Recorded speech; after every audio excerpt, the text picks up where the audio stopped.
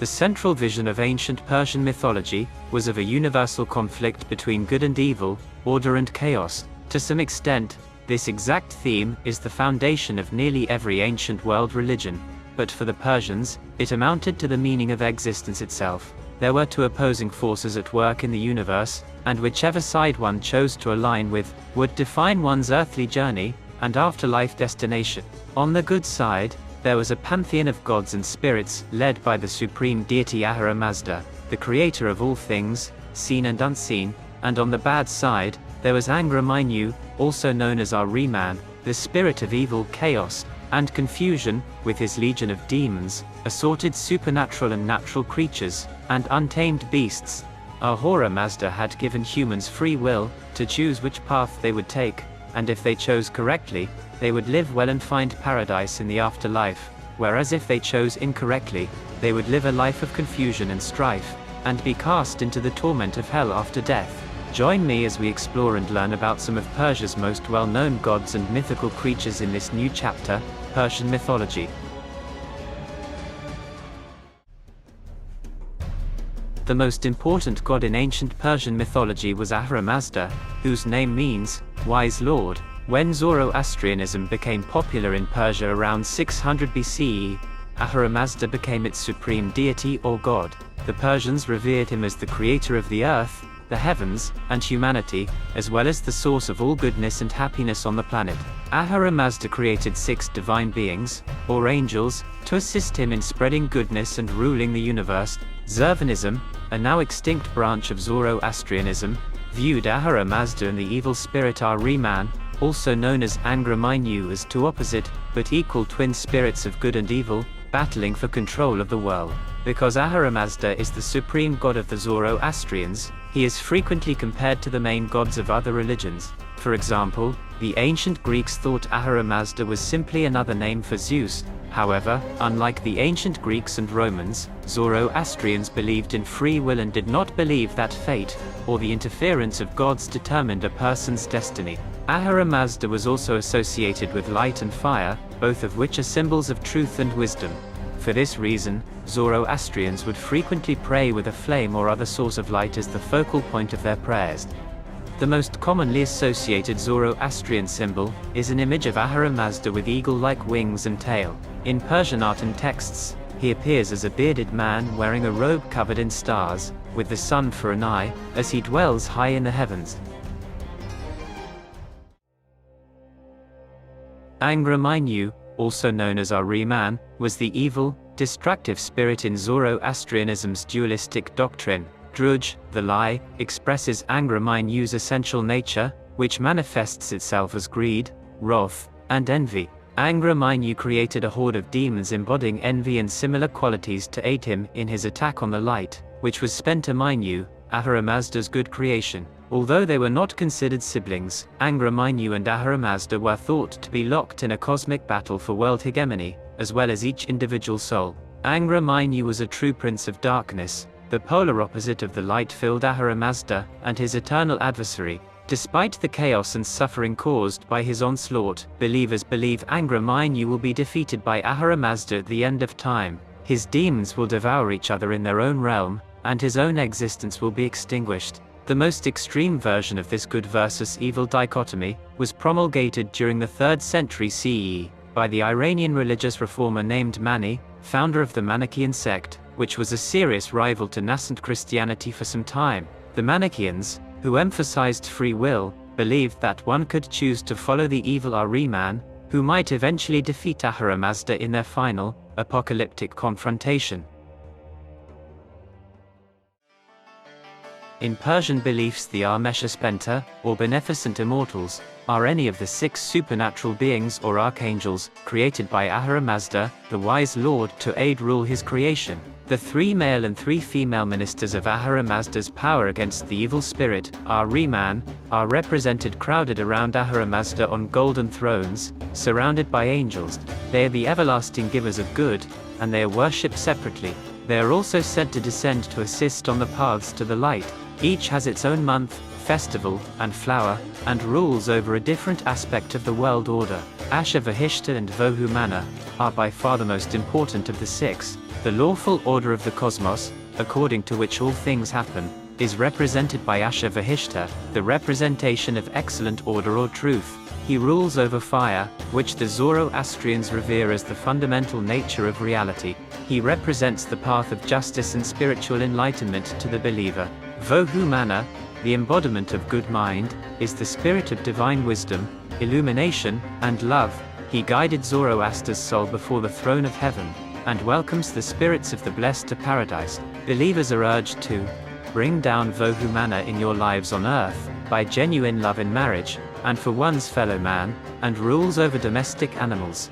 The strength of Ahura Mazda's kingdom is represented by Kshatrava, who presides over metal and represents the desirable dominion.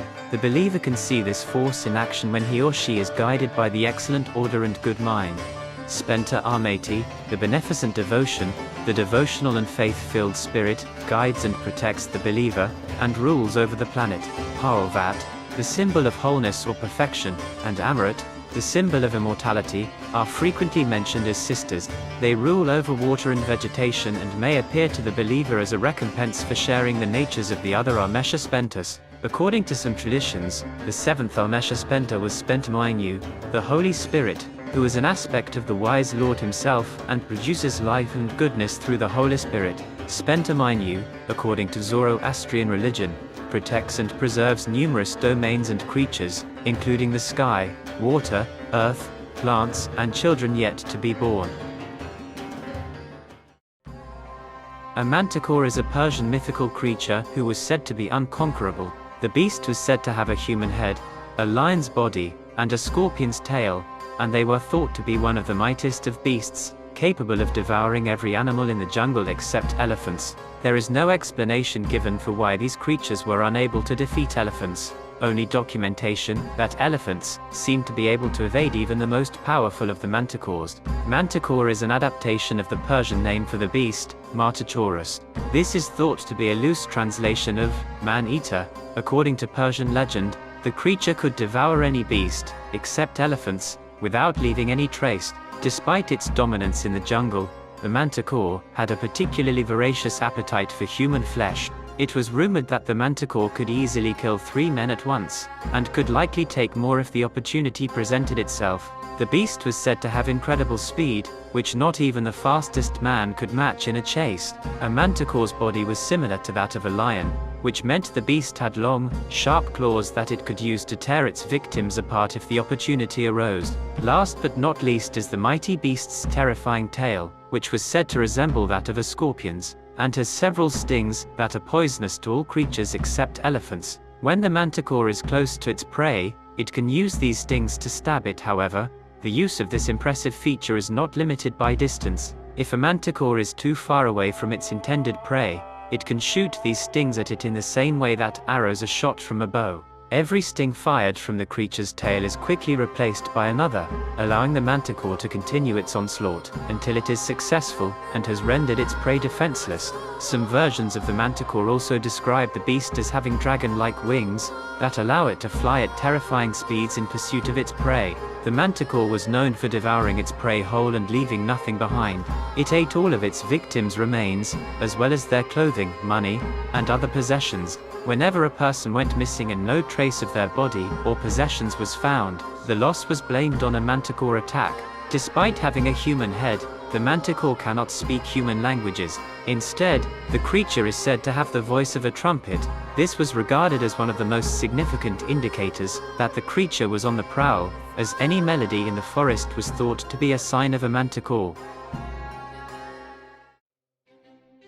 The Huma Bird is a mythical bird in Persian folklore, as well as Sufi and Diwan poetry. According to legend, the bird never sleeps, and it spends its entire life in the clouds, never setting foot on earth. The bird is said to breed in the sky and lay eggs in the air, which fall to the ground at high speeds. However, the eggs would hatch in midair before reaching the ground, and the chicks would develop their eyes as they descend. When the chicks would get close to the ground, they'd become aware and let out a shrill cry, terrified of dying, and take flight upwards towards its mother. In Indian mythology, The Huma bird's feather-like features were associated with the kingship-bestowing function. In other words, the feathers on the heads of rulers were thought to be the plumage of this bird. The bird appears frequently in Turkish folk literature, as well as Ottoman poetry, where it is depicted as a symbol of great fortune in some works, and in others as a bird of paradise. The bird is thought to be a phoenix-like creature that burns itself every 100 years. Although it is commonly referred to as Huma or the Huma bird,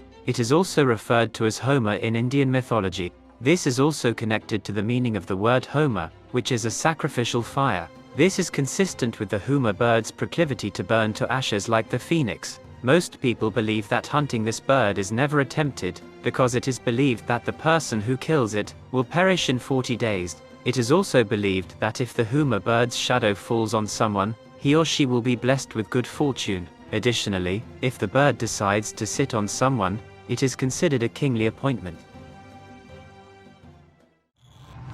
Ahriman created the desert spirit demons known as Daevas, to serve as direct opposites to the celestial angels known as the Holy Immortals or Amesha Spentas. For example, the demon Druj, who represents falsehood, was created to be the polar opposite of Ashavahishta, the archangel of truth and righteousness. Several of the Daevas were once sacred Hindu deities, who were brought to Persia and transformed into evil spirits. In fact, the term Daeva or Deva originated in India as a name that meant shining ones, and it was applied to both gods and demigods. The Daevas are not necessarily eternal, but they have been around for a long time, spreading disease and misery all over the world. They are also keen on leading mankind astray by encouraging people to worship them, rather than pray to a creator god. The Daevas are supposed to be kept at bay by living a clean and decent life, and enjoying the blessings of creation. Unfortunately, even the most upright people are vulnerable to Daeva possession for approximately 9 days after death. Evil people, on the other hand, can be possessed while still alive, and there are several purifying ceremonies and specific prayers that can be used to drive the vile Daevas away.